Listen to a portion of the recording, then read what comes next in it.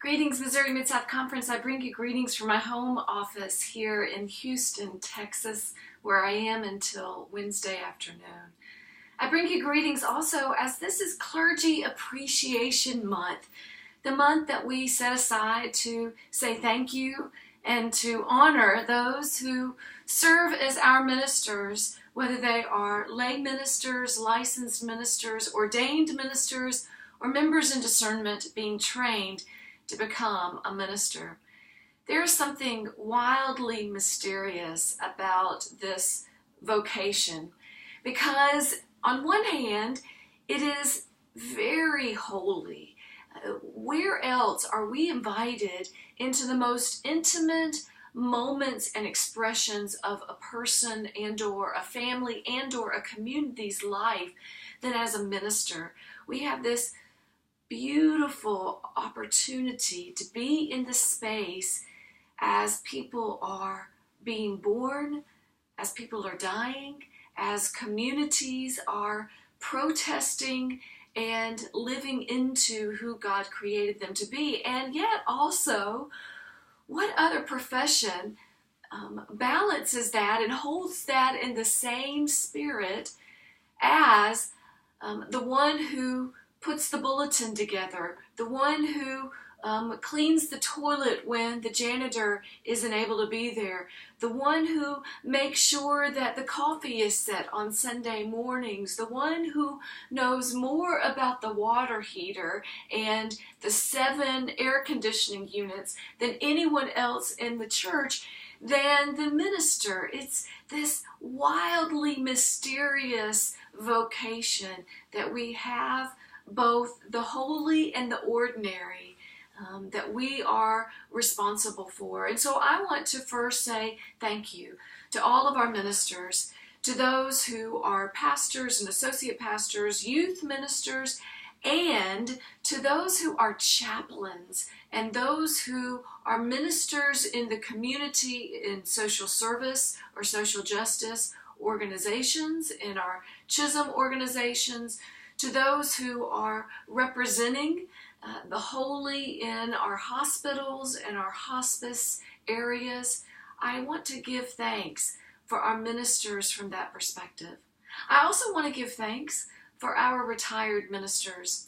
At our Persons in Ministry retreat last week, as I was offering the closing worship, I recognized the unique and sometimes heartbreaking place that retired ministers have that I can't imagine, especially in those moments where there is a national or an international crisis.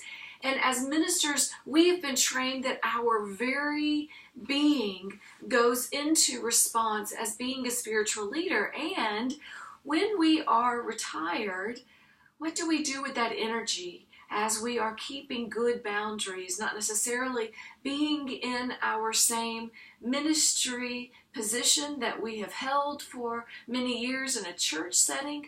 How, as retired ministers, do we express how God has called us to be and serve and love in that same capacity? And so I give thanks for our retired ministers as well.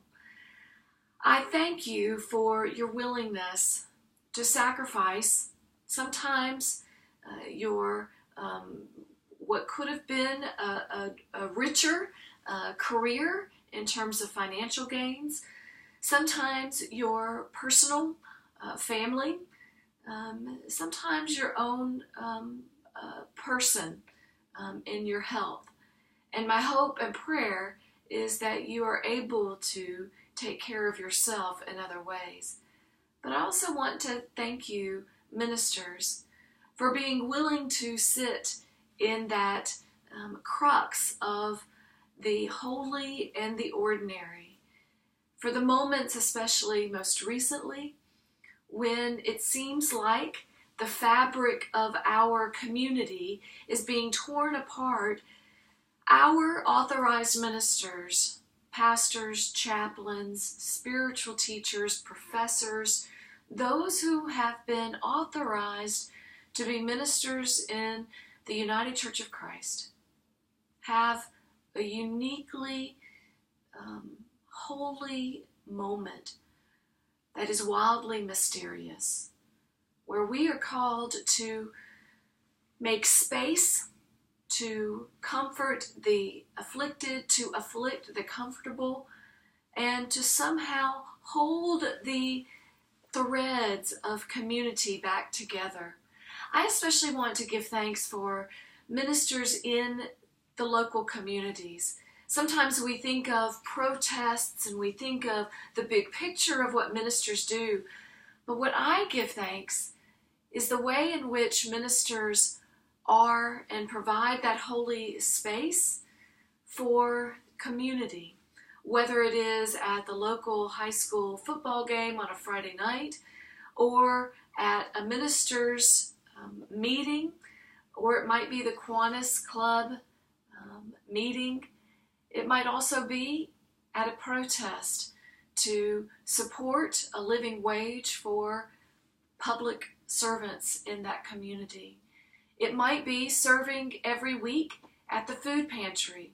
It might be blessing a certain event or a store opening.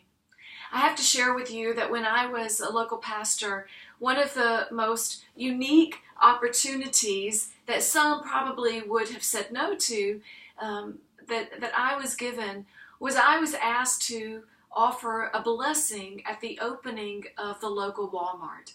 Now, I know that for some, Walmart is the epitome of everything that is bad and evil.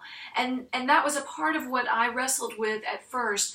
What am I going to say that gives blessing to a store that makes a lot of money? And then I was struck by two things. Number one, if I said no to this invitation, someone else would be asked, and someone more exclusive in their theology and in their ministry would be giving blessing. And number two, the blessing that I offer could give voice with and for those workers who were, perhaps this was one of 3 jobs that they were seeking to work in order to provide for their family, as well as I could offer a blessing for the community that came in those doors, the poor, the mentally challenged, the young, the old, the lonely. And so I wound up giving the blessing at the local Walmart here in Spring, Texas. And as challenging as it was this holy moment that I give thanks for, because in that moment I was able to, number one, give thanks for the workers who sacrificed their time in order to serve and greet, but also, number two, to give hope that Walmart Corporation would increase living wages to ensure that the workers could provide a means for their families. And number 3, that I could bless each body, mind, and soul that walked through that store door with God's love, God's peace, God's strength, God's wisdom. It's not what we ministers were trained for, and yet for me, it's the embodiment of the very goodness of who and whose we are as we have been called in this wildly mysterious vocation of ministry. And so, lay members, I invite you to say thank you to your clergy in appreciation. A thank you can go a long way. I have a drawer filled with thank you notes that on those hard days, I open that drawer and I read it to remind me of who and whose I am in this wildly mysterious profession. Thank you to all of our authorized ministers. Thank you to all who give voice and give space for the holy, that God's love may be shared with all, this day and forevermore. Amen.